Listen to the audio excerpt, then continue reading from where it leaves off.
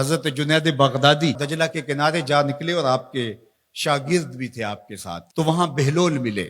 بہلول ایک مجذوب تھے، تو کہا کہ چلیے ان سے ذرا بات کرتے ہیں۔ تو شاگردوں نے کہا یہ تو ایک دیوانہ شخص ہے اور آپ اس سے کیا ملیں گے؟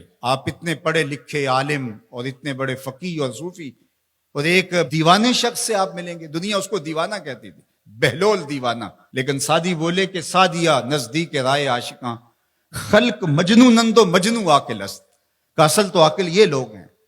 تو خیر حضرت جنید بغدادی گئے اور بہلول کو سلام کیا، کہا کہ آپ کون ہیں؟ تو کہا میں جنید بغدادی ہوں۔ تو کہا کیا کرتے ہو؟ کہا کہ میں پڑھنے پڑھانے کی ذمہ داریوں میں لگا ہوں۔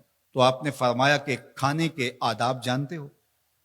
تو کہا کہ ہاں، ہاتھ دھوئے جائیں، بسم اللہ شریف پڑھی جائے، چھوٹا لقمہ لیا جائے اور چبا چبا کے کھایا جائے، اور اس کے بعد الحمدللہ کہا جائے۔ تو بہلول کہنے لگا کہ میں تو آپ کو بہت بڑا عالم سمجھتا تھا، آپ تو کھانے کے ادب کو بھی نہیں جانتے۔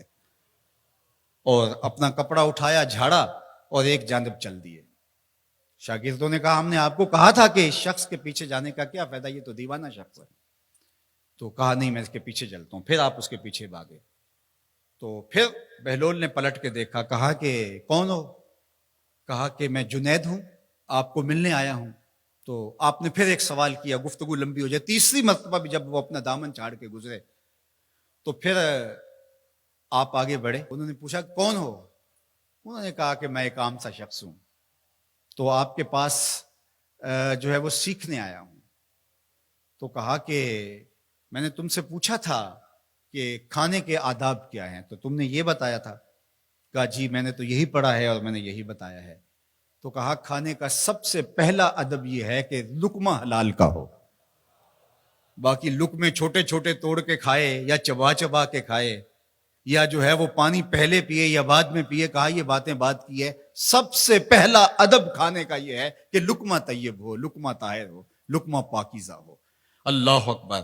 تو ہمارے رب نے ہمیں پاکیزہ رزق کھانے کی تلقین فرمائی ہے۔ تو اللہ کے محبوب علیہ السلام نے اس شخص کا ذکر کیا جو لمبا سفر کر کے آیا اور وہ کعبۃ اللہ کے سامنے کھڑا، وہ اللہ تعالیٰ جل شانہ کو پکارتا ہے اور کیا کہتا ہے؟ یا رب یا رب۔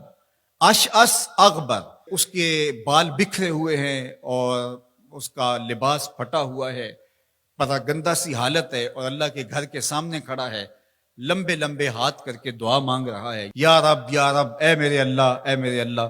لیکن فرمایا وَمَطْعَمُهُ حَرَامٌ وَمَشْرَبُهُ حَرَامٌ وَمَلْبَسُهُ حَرَامٌ وَغُذِّيَ بِالْحَرَامِ فَأَنَّىٰ يُسْتَجَابُ لِذَٰلِكَ۔ فرمایا کہ اس نے جو کھایا ہے وہ حرام کا ہے، اس نے جو پیا ہے وہ حرام کا ہے، اس نے جو لباس پہنا ہے وہ حرام کا ہے۔ فرمایا اس کو جو غذا دی گئی ہے وہ غذا حرام کے مال سے اسے حاصل ہوئی تھی۔ فرمایا فَأَنَّىٰ يُسْتَجَابُ لِذَٰلِكَ۔ فرمایا مجھے بتاؤ کہ اس کی دعائیں کیسے قبول ہوں گی؟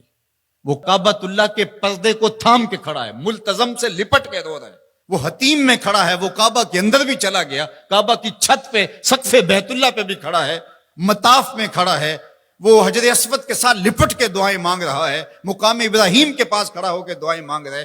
یمد یدہ ہے، اس کے ہاتھ لمبے لمبے ہیں، یا رب کے کلمات اس کی زبان پہ ہیں، اور اشعث اغبر، غبار آلودہ بکھرے ہوئے اس کے بال ہیں، اور حالت پراگندہ ہے کہ کسی کو گزرتے ہوئے بھی ترس آ جائے، اور اللہ کے گھر میں کھڑا ہے تو وہ کیوں نہیں معاف کرے گا؟ لیکن فرمایا مطعمہ حرام ومشربہ حرام وملبسہ حرام وغذی بالحرام، اس کا کھانا پینا لباس اور غذا حرام کی تھی۔ فَأَنَّىٰ يُسْتَجَابُ لِذَٰلِكَ، اس کی دعائیں کیسے قبول ہوں گی؟ بلکہ علماء نے لکھا کہ جو شخص حرام کمائی کھاتا ہے اس کی اپنی دعائیں تو قبول نہیں ہوتی، نیک لوگوں کی دعاؤں سے بھی اس کا حصہ نکال دیا جاتا ہے۔ جب اللہ کے بندے اولیاء کاملین دعائیں مانگتے ہیں اور وہ پوری امت کے لیے، پوری قوم کے لیے مانگ رہے ہوتے ہیں، لیکن اس شخص کا حصہ نکال دیا جاتا ہے جس کا رزق پاکیزہ نہیں ہے۔ اس لیے رزق کی پاکیزگی یہ بہت اہم ہے۔ رومی علیہ الرحمہ فرماتے ہیں کہ اگر تمہارا رزق پاک ہوگا، تمہارا رزق ستھرا ہوگا، تمہارے سینے میں معرفت کا نور پیدا ہوگا، اور اگر تمہارے سینے میں غل، غش اور حسد، بغض، کینہ اور نفرتیں پیدا ہو رہی ہیں تو پھر تم غور کرو کہ تمہارے رزق میں کوئی مسئلہ ہے۔ تم کھاتے ہو، اس کے نتیجے کے اندر حسد پیدا ہو رہا ہے، بغض پیدا ہو رہا ہے، نفرت، سستی اور کاہلی اور عبادت سے دوری پیدا ہو رہی ہے۔ جو رزق حلال ہے وہ عبادت کے لیے تقویت پیدا کرتا ہے، وہ تمہیں سچائی کی زندگی گزارنے کی طرف راغب کرتا ہے۔ تو اہم ترین چیز جو ہے وہ رزق کی پاکیزگی ہے،